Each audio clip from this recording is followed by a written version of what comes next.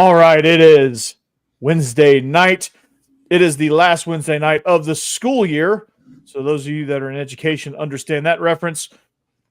But also, it is SEC After Dark. And if you look in the upper right-hand corner of the screen, you will see we've gotten a little bit of a change. Yeah, new look.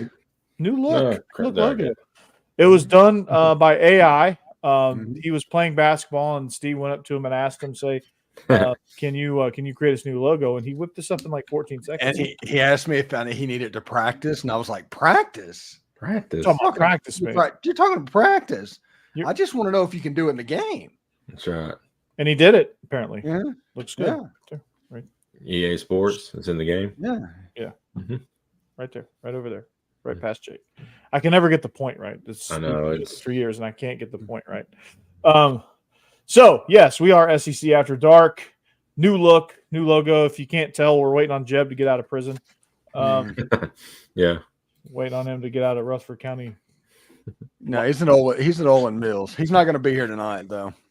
Oh, he's at Ole Mills? Well, Ole Mills has really changed their it must be around the back of the store. But anyway, we are SEC After Dark. We are presented by DeadSoxy. If you want to support NIL for Ole Miss, visit DeadSoxy.com. You can get some really cool looking socks like the one Steve is holding in his hands. They're it's a little bit tighter of a shot. You can't see the ones that are normally over his shoulder. And it's a green screen. So you can get some pretty cool socks. They don't have to be Ole Miss socks.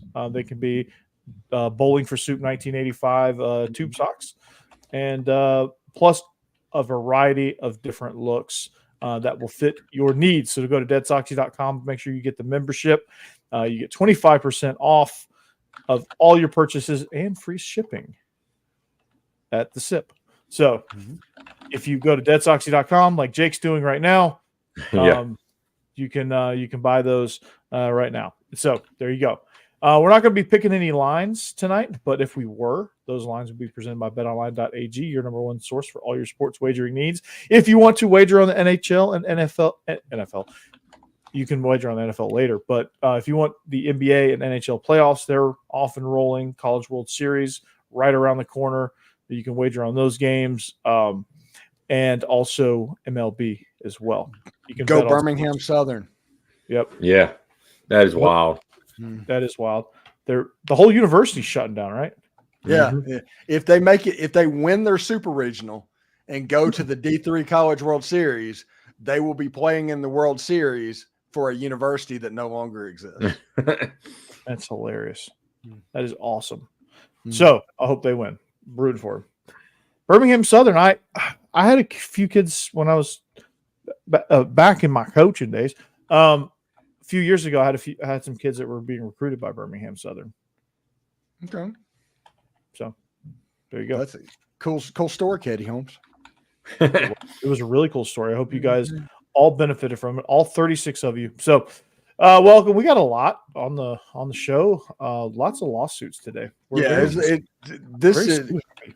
Our resident lawyer is not here. I know. On this show. And this show is almost entirely about lawsuits. So I don't know. Is Voice of God a lawyer? Can she pinch hit? No. Yeah. She's a paralegal, which means she's not allowed to give legal advice.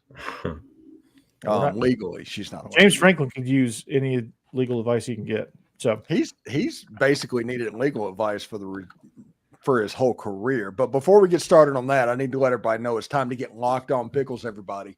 Stewart's Cajuns Pickles, that is. Offering a variety of Cajun spice products like pickles, green beans, okra, even carrots, and asparagus. It's a family-owned company, homemade on the coast of Mississippi. So go to the picklestore.com or your local Rouse's Market or other local Southern or Gulf Coast stores near you. Be sure to like them on Facebook, Stewart's Cajun Dill Product, and Instagram. And try their pickles, okra, and beans today. You will not be disappointed. Stewart's Cajun Dill Pickles, the South's favorite pickle. Yeah. Hey, Rick and Bonnie, since I'm an educator and this is the last basically Wednesday of school, this is very oxymoronic here because Roll Tide, everyone, exclamation, and it's in all lowercase. He doesn't seem very excited about it.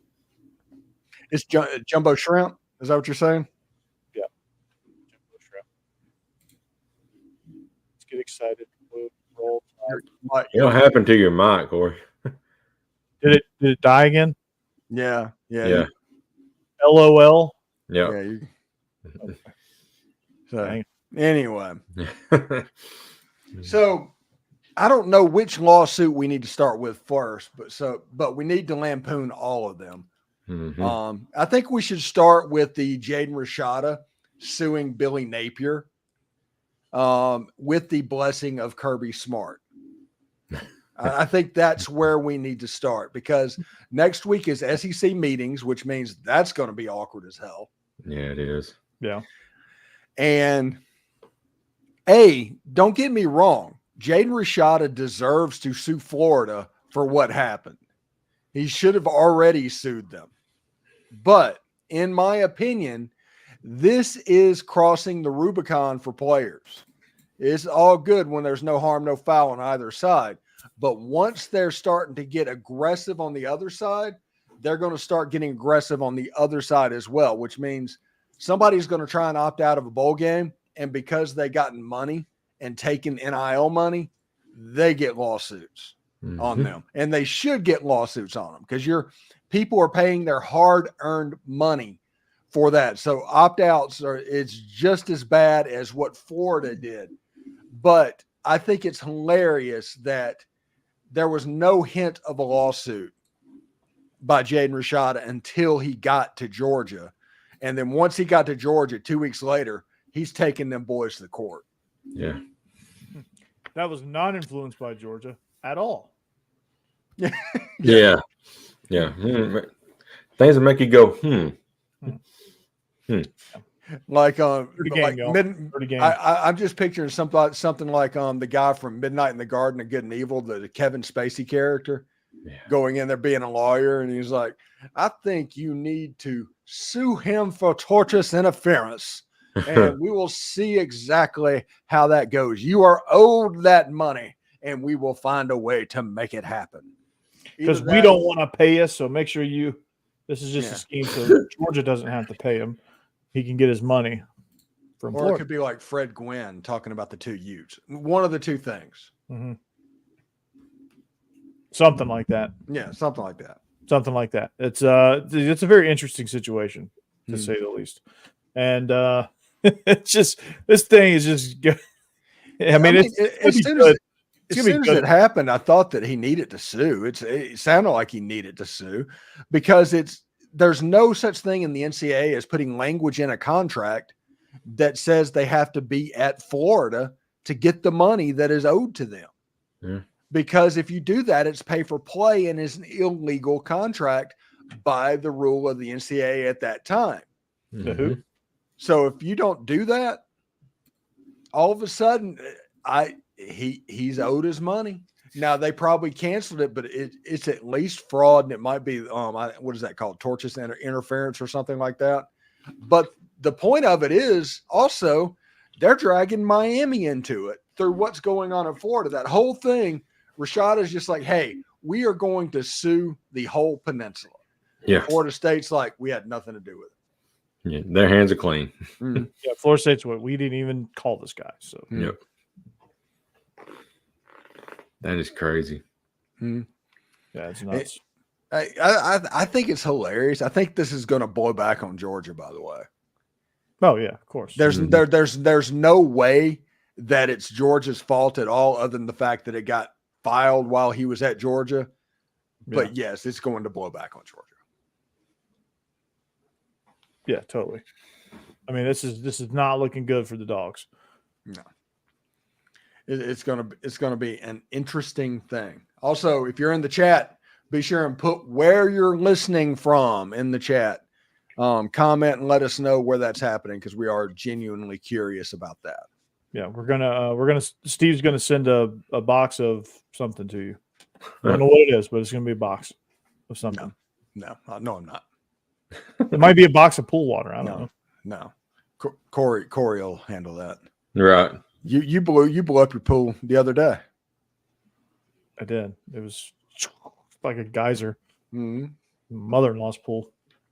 Thankfully, because I don't have the cash flow to manage a pool. I ain't rich.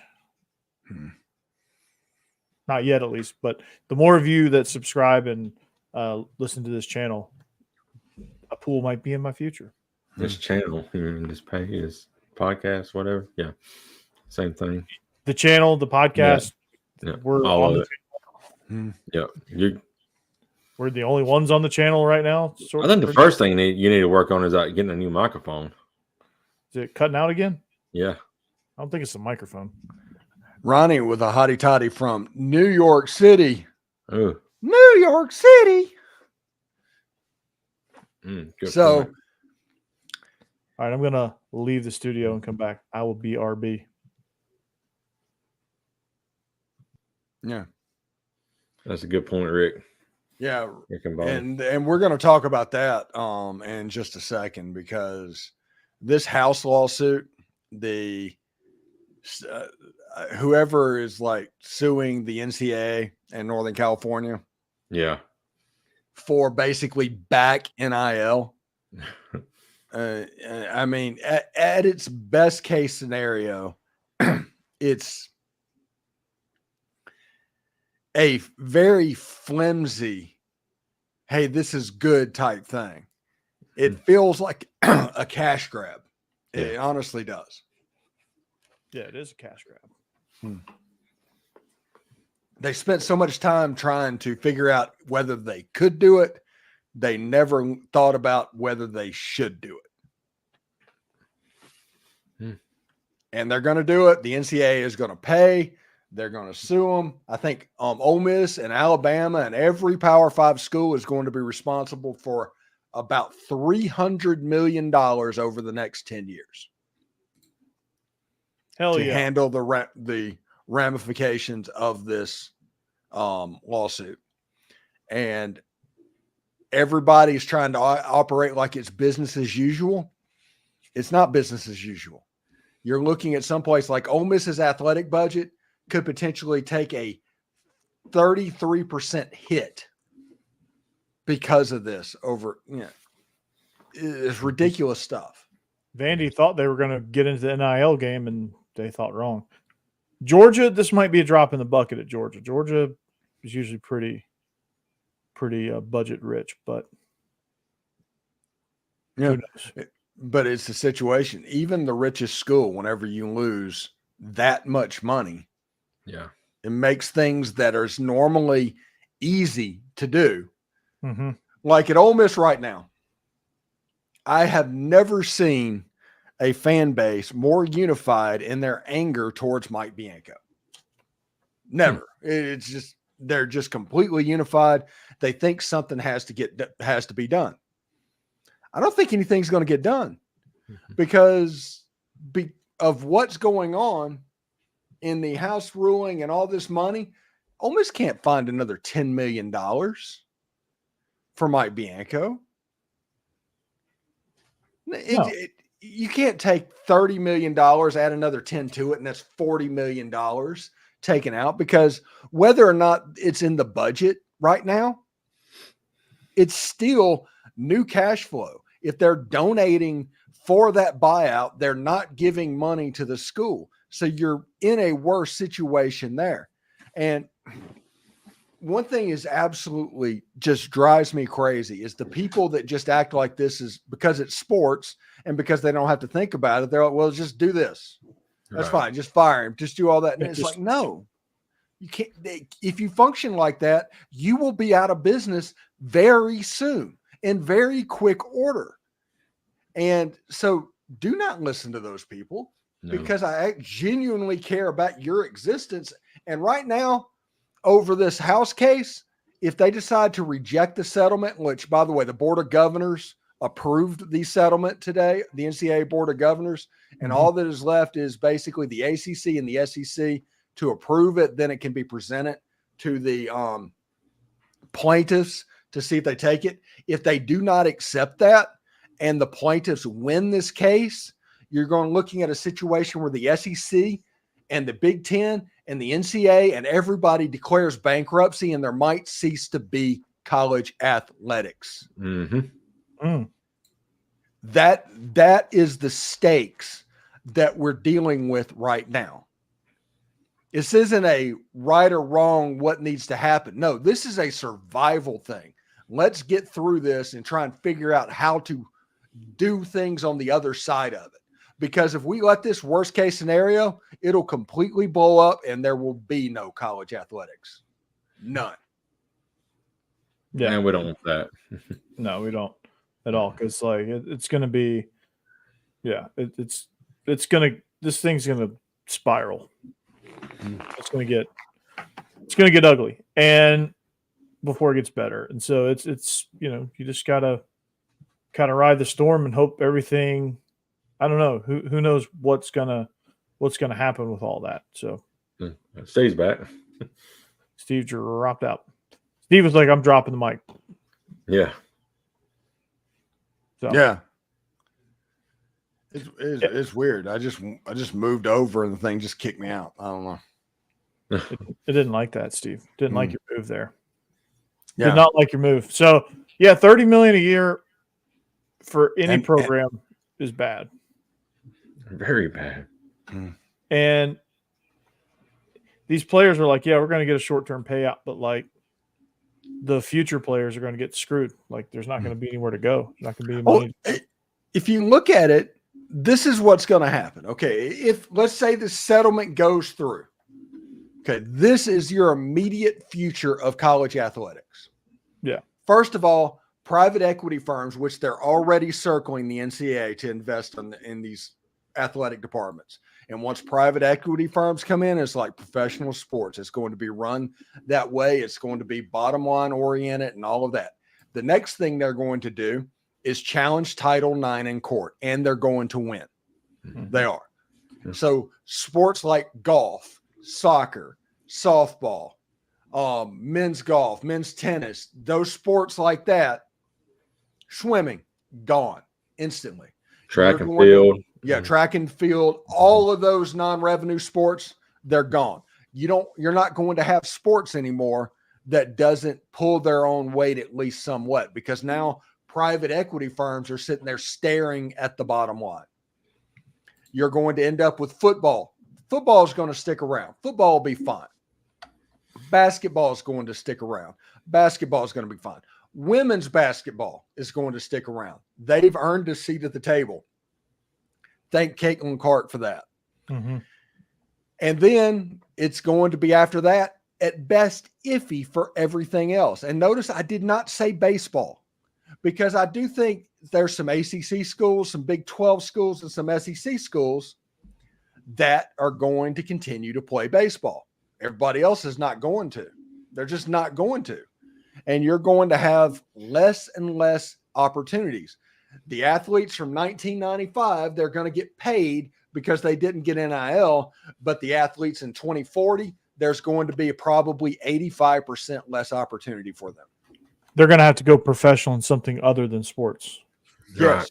Yes. Which the commercial says. Yeah. The commercial is going to be truer than it's ever been.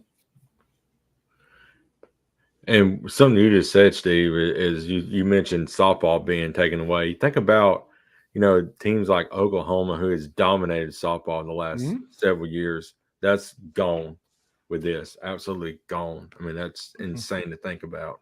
Yeah. And not even a question. Right.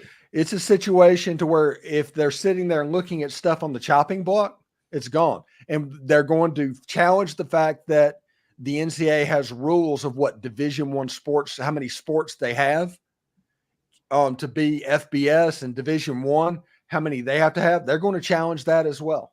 And honestly, they should. And they're going to challenge everything. And what you're going to see is places like Alabama and Ole Miss and Georgia, 3, maybe 4 sports total. Yeah.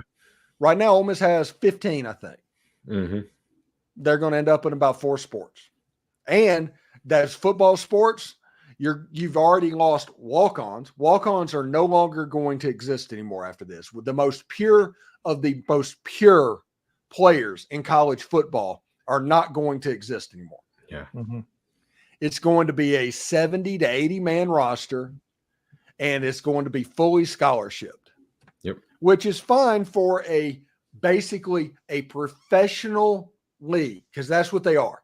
And I need to let everybody understand this. Whenever people come at me from time to time saying that I am being hard on the kid, if something's happened, oh, you're being too hard on the kid. Why are you doing this to the kid? No more. After the settlement and what happens, this is professional sports. Mm-hmm. There's not a player on the roster that is not getting a paycheck to play sports. Yep. And they will be treated as such. Yep, absolutely. And this is what they wanted. Mm-hmm. And this is what they're going to get. Right, wrong, or indifferent. Whether you agree with it, disagree with it, whatever the case is, this is what it is now. And the NFL model is going to happen, and you're going to start. And what really this benefits, and Steve, you and I were talking about this on the phone, but it's going to benefit these FCS programs probably the most, because these walk-ons, at some of these major universities, typically will have FCS offers on the table, but they choose to walk. Some of them choose to walk on at programs like Alabama, Ohio State, Georgia, Michigan. You name it, whatever. I know a friend of mine personally who did that. He had offers to, I think, like Elon, Gardner-Webb, like some of these SoCon and Colonial schools, and I think he had about 3 offers from some FCS schools, and he chose to walk on at Georgia.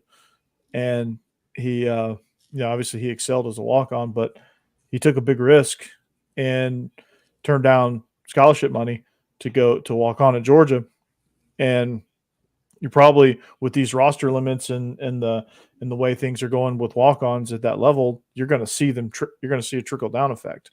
And you may see a trickle down effect of like what FCS is now going to be group of 5, and and then everything just kind of shifts down. So like FCS is probably going to have to get even more creative with how they distribute their scholarships. Mm-hmm. Yeah. It's basically what we are seeing happening. If you really want to see what we're seeing, there's a minor league system literally developing in college sports as we speak right now. Mm-hmm. They're already going to start learning how to deal with contract situations, free agency. Yep. They're going to get all of that training in major college football. But blame Steve Spurrier, blame Bobby Bowden, blame Joe Paterno, Tom Osborne, those people, that era. They decided at that point they needed to recruit players by making everything about the NFL. Yeah, that's true. Everything that made college athletics special, that got thrown away because those coaches decided for recruiting purposes to make everything about the NFL.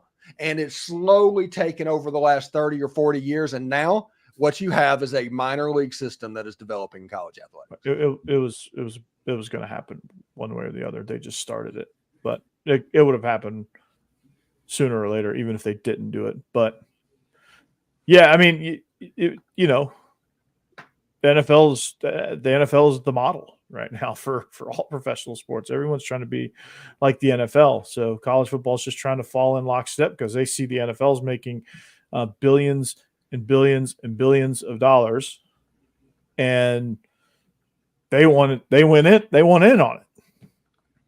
Oh, did you hear that baseball is about to try and nationalize their TV contracts as well? Oh, did not. The MLB? Mm-hmm. Oh, I've not heard that. Because Bally's is it's going to go under.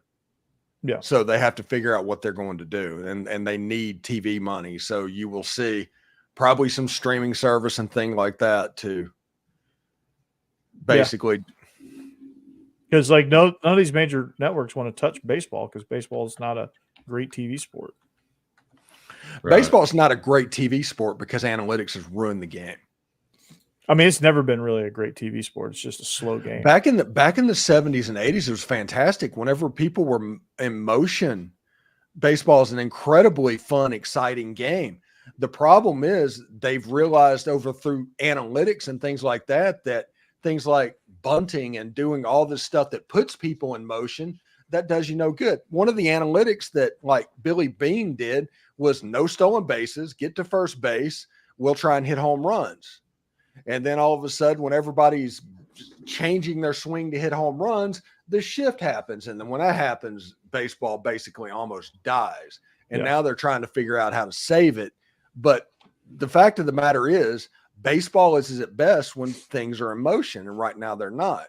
And basically the same thing's kind of going to happen in the NIL space, the college athletics space, because basically they're going to make analytics to figure out the thing that is most exciting about that, and that's going to kill the rest of the sport. Like the NBA is garbage right now. It's absolutely terrible because all they do is shoot 3-point shots. No, but they don't play basketball anymore. They just play horse. Yeah. And sure, you have a chance to be more successful if you throw up 50 3-point shots in a game, if you can make it. That does not make for an interesting TV product.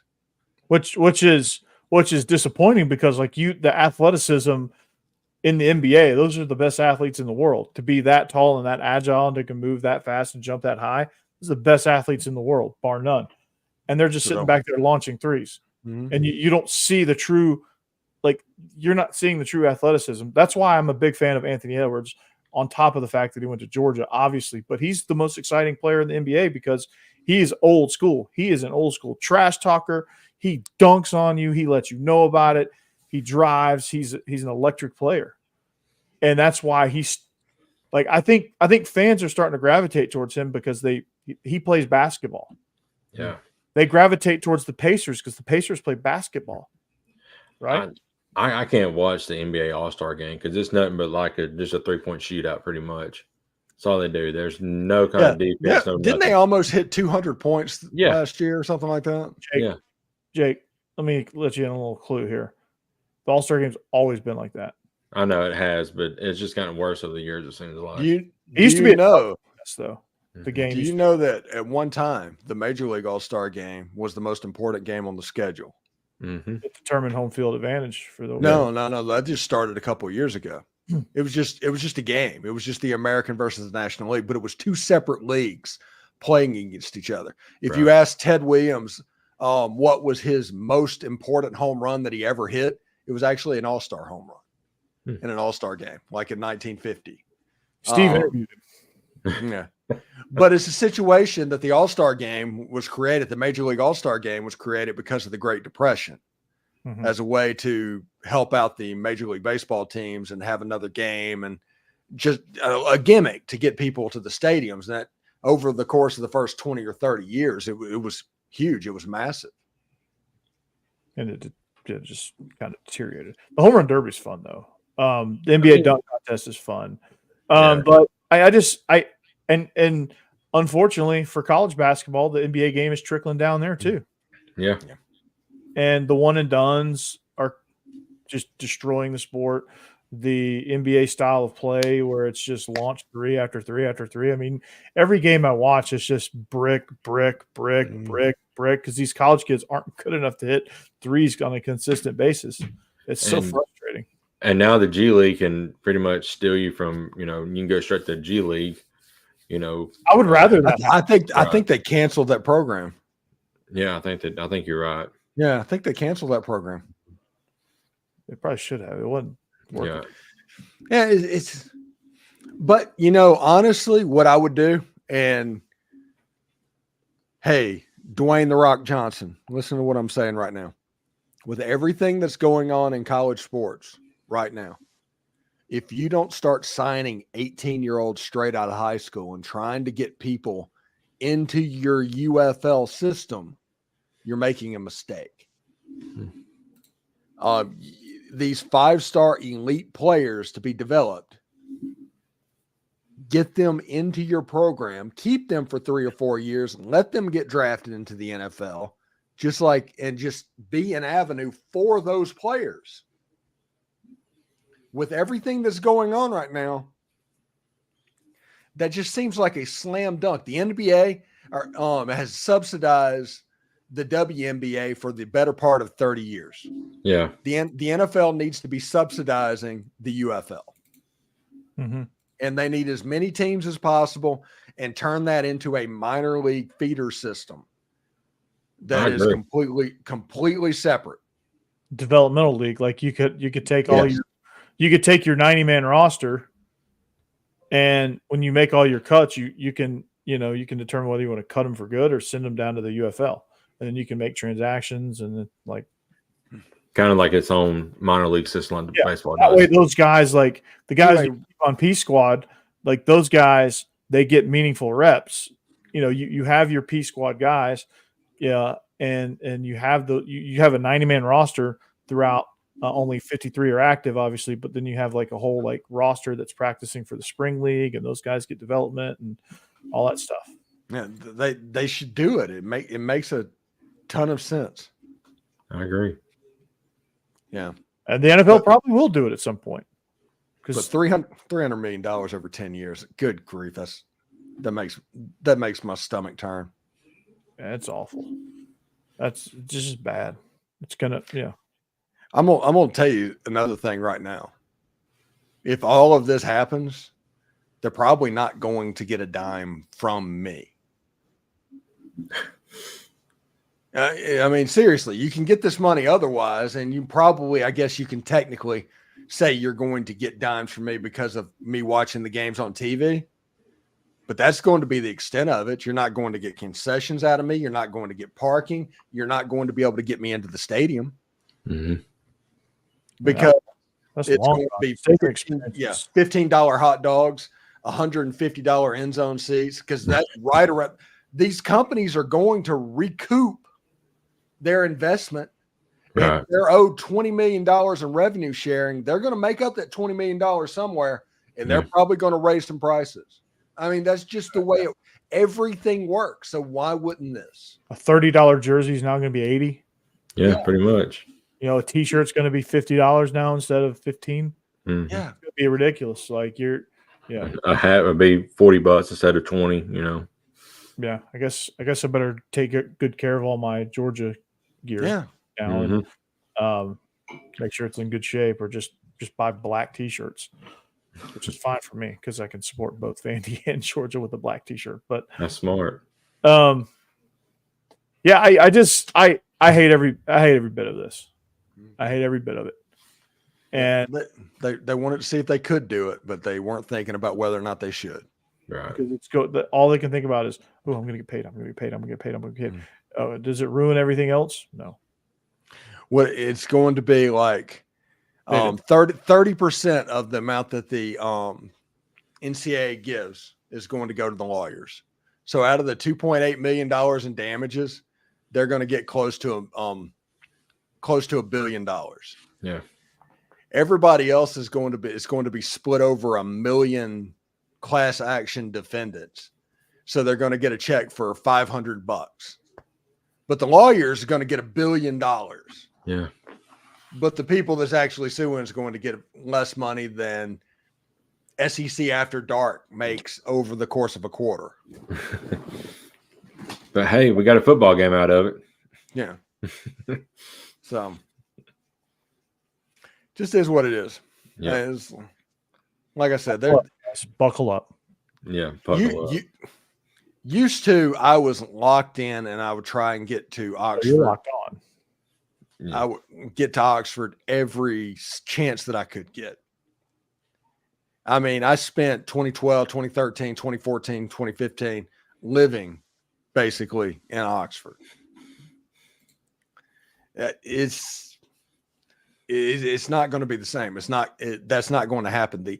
The athletic directors like Keith Carter, it's going to be imperative of them to find ways to engage with fans.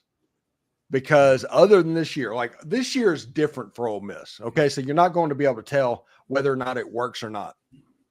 Ole Miss is going to sell out of season tickets if they haven't already. I mean, that's going to happen. They're expecting the playoffs, the whole 9 yards. The Ole Miss Georgia game is going to be what the Alabama LSU game has been in past years. You have a situation to where you cannot judge what happens this fall and say this situation is good or bad. It's going to take a couple of years, but after that, I think that attendance is going to get really hard to where there's like 52,000 in the stadium, and you're like, man, this is a really good crowd. That type still. Yeah. Like Vandy's probably had the smartest stadium renovation because they're doing premium seats and like just like small, well, not small scale, but like not adding 1 million seats to their stadium just for the sake of it. And this is one of the things I talked about. They were smart about it and like targeting the right portion of the fan base to where they're going to be able to recoup some of this money with premium field boxes and luxury suites and just a overall fan experience that's going to, I think, bring Vandy fans back into the stadium. Because I think if they just added just base seats, it would just be more Kentucky, Georgia, Alabama, fans coming in. But like with these premium seats, I don't think it's going to be that case. And there's going to be a lot more corporate stuff. So they're opening up NIL opportunities for corporate sponsors to kind of come in and host people and be able to be a part of the program and stuff like that. So I think that's going to be kind of their plan to recoup some of this money with this lawsuit, which I think is good, which I think is good. Should be interesting. Like Georgia and Alabama, they're probably not overly worried about what's going to happen. Once you have an athletic budget that's $180 million going down to $150 million, that's not going to make anybody feel bad for you, Yeah. No, it sucks still, but the whole thing is difficult to understand. And the one thing that I got from my video that I did this morning is that people don't understand what is happening. They want to go on as business as usual, the way that they engage in college athletics. And whenever they hear about this, they're like, whoa, what's happening? And you honestly see that they just haven't paid attention to all of this stuff. And all this information is just unrolling so fast. It's just probably hard to digest. The reason I didn't do a show about it yet for today's release was because I wanted to make sure I understood what was going on. And I my head's still kind of spinning around this. Yeah. What you're going to put it out there. They don't understand what's going on. Yeah. Which is why I'm not going to lead a show with it, but nonetheless, it's going to, it's going to impact. It's going to be like how Vandy can, well, actually glad Vandy's doing the stadium renovations now, and it's already accounted for. But they've already sold out the north end zone, by the way, because the north end zone is going to be ready before the south end zone. Somebody's dog's going crazy. Yeah. I think somebody walked by the house. Which one is the north end zone? Which one's the south end zone? The north end zone is going to be the more like closed. We'll put it like this: the side with the locker rooms, or the side that was open before. The side that was open before, the side where the hotel is, the big old hotel that overlooks it. That's the north end zone. Okay, so that'll be done this year. Mm-hmm. Supposed to be, So the side, the McGugin Center, where the crane scoreboards, still might be a crane scoreboard. I don't know, because like there's like you can see construction updates on Vandy's website, but there's like structure there. It's just not going to be quite ready. Okay. It's not going to be ready till next year, but there's like structure up. So I don't know where they're going to put a scoreboard, but there's structure up there. Hang it from a crane like they did before. Be amazing. That would be awesome. Another year of that is they're going to Jerry's World it, where they're going to put they're just going to put it right above. They're going to angle it. It's going to be funny. Fantastic. Oh, that'd be great. Please. Or just they rent like a couple of helicopters for every game, and they just hover over the game You will never be able to pass a ball in that stadium. Advantage Vandy. Yeah. Well, before we get out of here, let's do a little Big Ten After Dark. Big Ten After Dark, yes. So we got 20 minutes left. Yeah, and then Cassidy has this. If we need to go off the rails, this could get real ugly. All right, so Big Ten After Dark. Stop me if you've heard this one. Penn State is in some hot water. Stop. Stop me if you heard this again. James Franklin's in hot water. Stop. So Dr. Pete Seidenberg is claiming that James Franklin and AD Sandy Barber has they pushed to this is interfere with medical decisions, things like that. There's probably a lot of smaller ones, but like the biggest one that's making the headlines is they pushed to medically disqualify a player who attempted suicide. Good Lord. Nice. Good call. Yeah. And by the way, Sandy Barber sounds like a dean in an Adam Sandler movie. Yeah, it does. Yeah. So they wanted to medically disqualify a player who's attempted suicide in order to free up a scholarship. This player was in a short-term psychiatric care. Seidenberg did not give in to pressure, so good for him. So this thing's like unfolding like crazy, but Seidenberg no longer works at Penn State, and I think that, you know, they're saying that James Franklin like pressured him to leave or whatever. But yeah, he's like any medical decision. Franklin's like, you sure you want to do that? Like, we need him. Or, hey, this player sucks, so we're gonna claim he's attempted suicide. That's our excuse to get rid of him instead of working through it. So stuff like that, you know, just there's probably with this story, there's probably, if you peel back the layers, there's probably hundreds of these type stories with James Franklin, not only at Penn State, but probably at Vanderbilt too, where, you know, the doctor's like, this, you know, presents him a situation, and James Franklin's like, yeah, I'm going to make the final decision on that, not you. Yeah.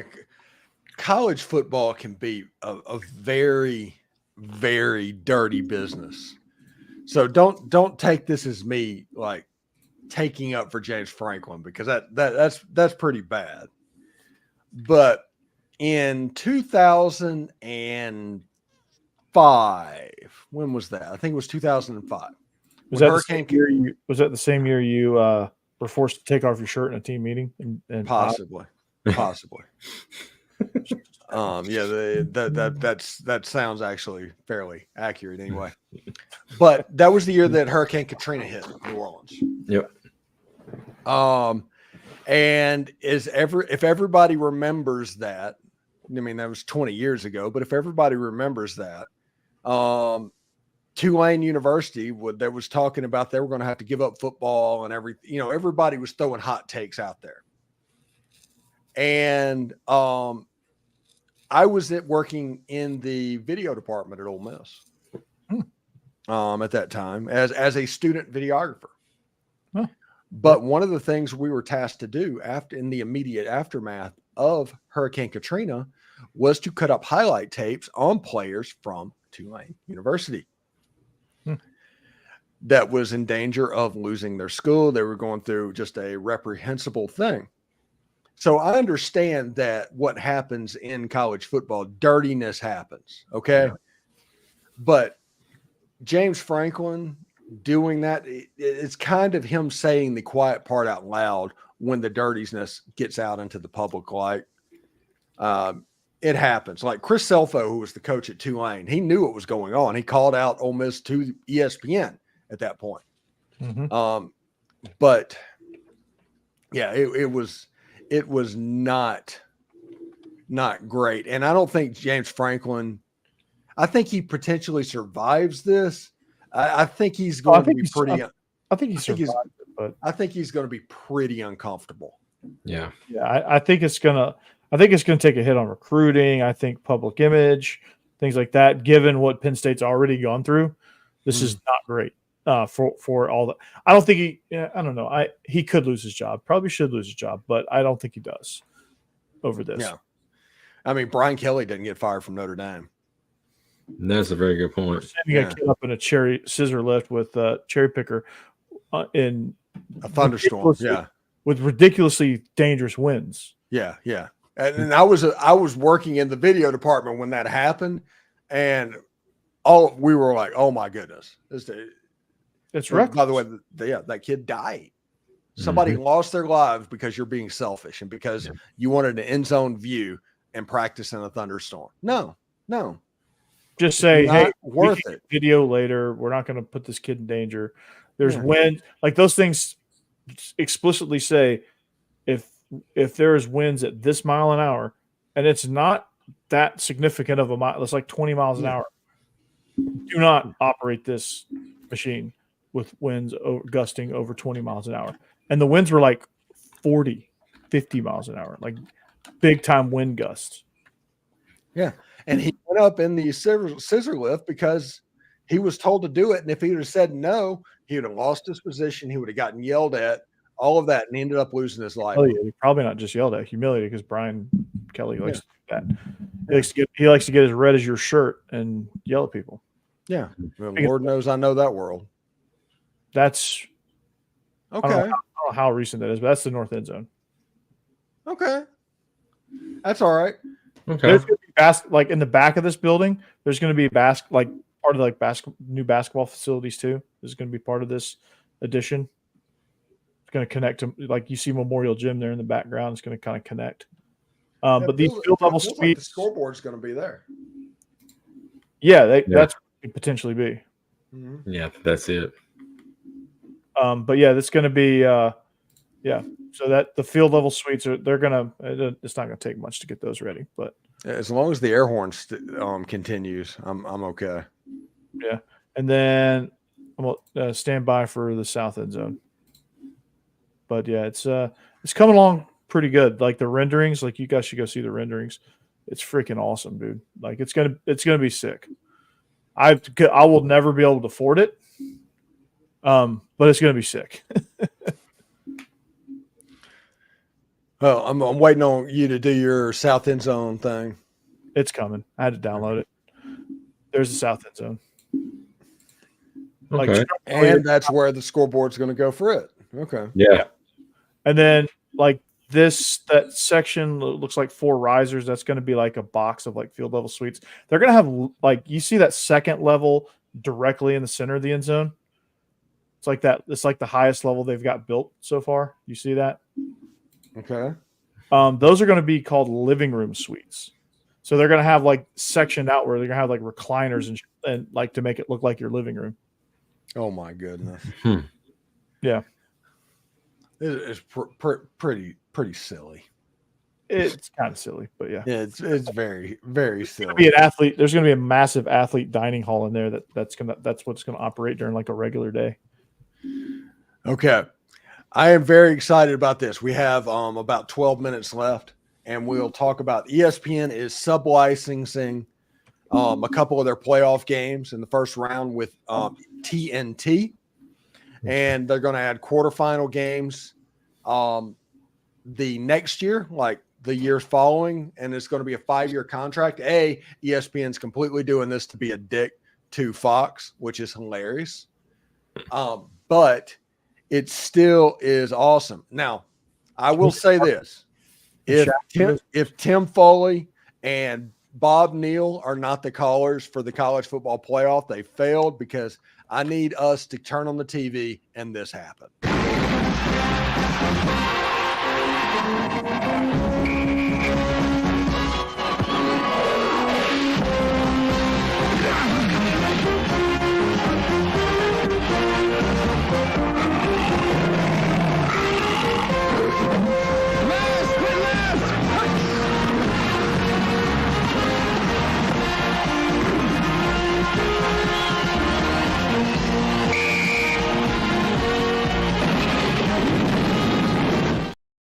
Yeah, it's amazing. It's pretty cool.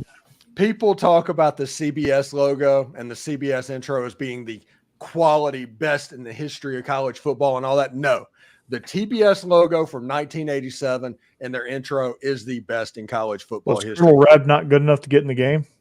No, he was officiating for whatever reason, but it's not true, because Vandy was coaching. Who would have Vandy as a coach? Oh my God. Yeah. And in that video, Mississippi State scored a touchdown in Alabama, and that rarely happens. It's like seeing a solar eclipse. Right. Yeah. So all sorts of fouls. They don't have to worry about that this year, though. Yeah. No. I don't think anybody has to worry about Mississippi State scoring on them this year. Yeah. It's gonna be a rough go for them. Yeah. It should be a lot of fun, but I think that intro is the best intro in the history of college football. And TNT needs to do something like that in the playoffs. It doesn't matter who it is. They need to figure out an AI, however they do it, just a intro that is similar to that. But yeah, that's way back from when the SEC was only 10 teams. That's the reason it's 4v4 with a head coach and an official. Mm-hmm. I mean, that's the reason they did that. And interesting stuff. I think it's hilarious that Steve Spurrier's number was on the Gator quarterback in 1987. That's like foreshadowing. Well, he was like the only good Florida player at that point. Well, the Cuban Comet also. No, Steve Spurrier. He's a legend down there, dude. Yeah. So, I mean, they had Emmitt Smith too, but yeah, not at that time, because 87, Emmitt Smith was still playing college ball. He might have been on that broadcast. He probably was. Yeah, he was playing for Florida. Mm-hmm. They had him. That's what I'm saying. They had him at that time. Ole Miss played Florida in 89 in Gainesville. And Emmitt Smith was playing running back, I think, then as well. And Ole Miss ended up beating them in Gainesville, and that was the year before Steve Spurrier came in. Yeah, because Emmitt was drafted that year. I think he was drafted that year, Cowboys, and that was a. And Shane Matthews and Eric Rhett took over, and all of a sudden, Florida was a power in football. Yeah, fun and gun, baby, fun and gun. Not so much lately. They're not having fun, or no. Yeah. Well, they might have guns, but they ain't having that was our Meyer. Hey, they had a player apparently that I don't know if he shot at somebody or whatever, and he hit and run. He hit somebody, That's right. And then he went 150 miles an hour to evade the police and went home, and they just arrested him. Was that Rocky Rice? No. This is a Florida player. This happened today.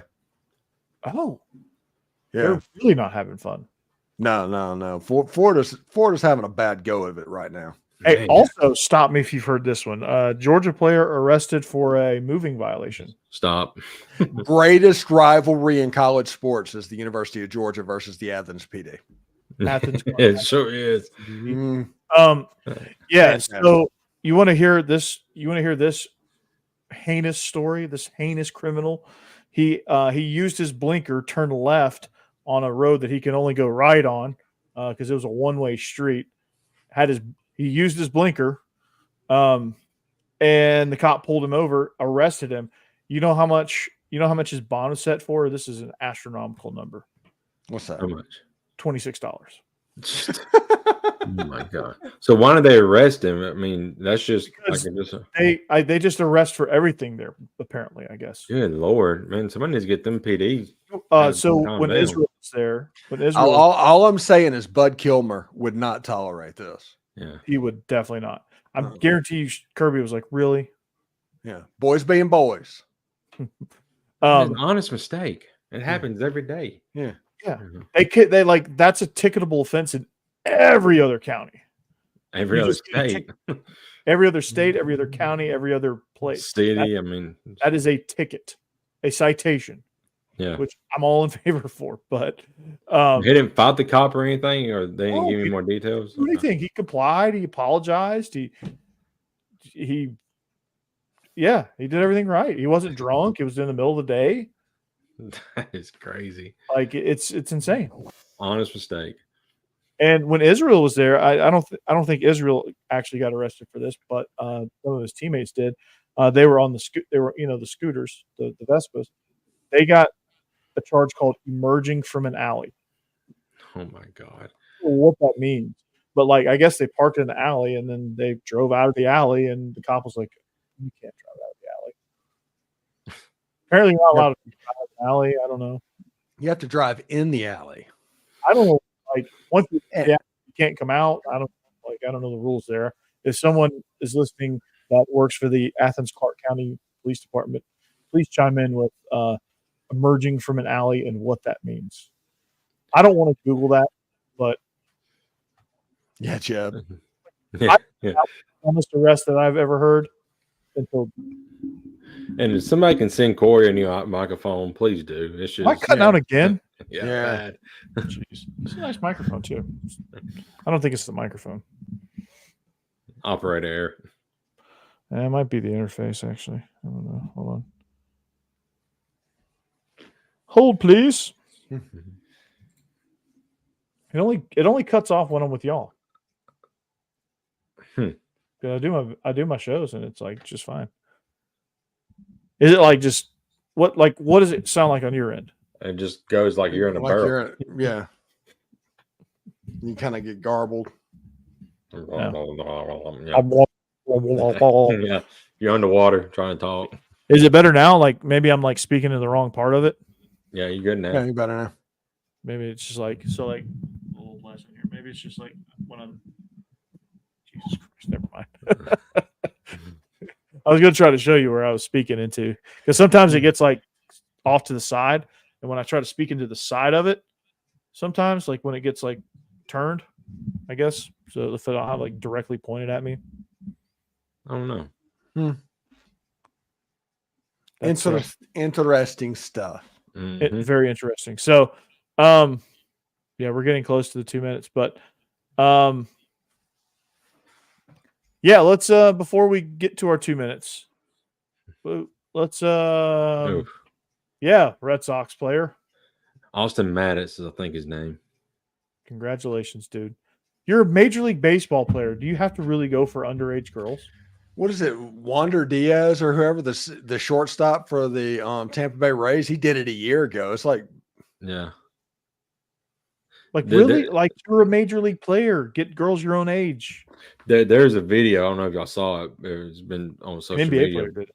But this guy, this Austin Mattis guy, he pulled up at this house, and the agents, the FBI agents, were inside the house. And as soon as he knocked on the door, they opened it up, and one guy just like speared him into the yard. I mean, it was incredible to see. he didn't even get any chips, I bet. No. Oh, he didn't even get a chance to talk to Chris Hansen. Yeah. Oh, Here, Yeah. have some chips. here, sit down. Let's talk.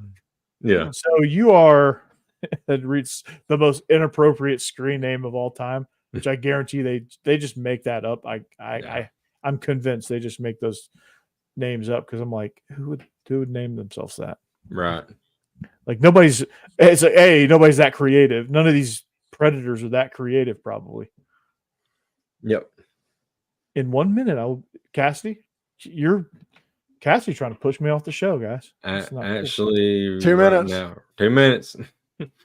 Cassidy hasn't called it yet. She just called it 5 minutes. No, she said you're getting close. That's not calling it. Mhm. So I'm gonna start a brand new long story right now.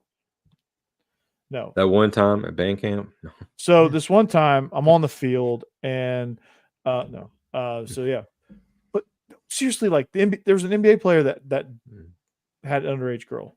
I mean, that's yeah, yeah. That was messed up. It's like, what are y'all doing? You don't like you're got millions of dollars. Like, what are you doing? You can go buy a supermodel and date or whatever, but you're gonna have these underage girls. You could go to any college bar and get like a 21-year-old that will go home with you. Like you don't need to solicit 15, 16-year-old girls. You don't need to. That's disgusting. Mm-hmm. Why are you doing that? That's awful. Very. I teach high school. At no point while I'm there, like that would be like me. At no point. She said, "Don't make us." Yeah, she said, "Don't make her slap you." Bring it on. You better get some of that baby powder. Yeah. And I've got to the we point got plenty of it. Yeah, all right. I've got to the point where high school age people, they just look like they look terrible. They just look. They're just too young, man. Yeah, You just look at them and it's like, okay, it's the same thing as whenever you were 21 years old and you would see like a 10-year-old. The same type feeling. It's feeling. You just feel like you're just like, and then when they dress inappropriately, you're just like, oh, Yeah. Your mom and You're like, yeah, I'm telling your dad. It's like, right. come on. Yeah. What are you doing? No. You're not walking out looking like a hobo or not a take Take the bow off of it. Take bow out of that. Yeah.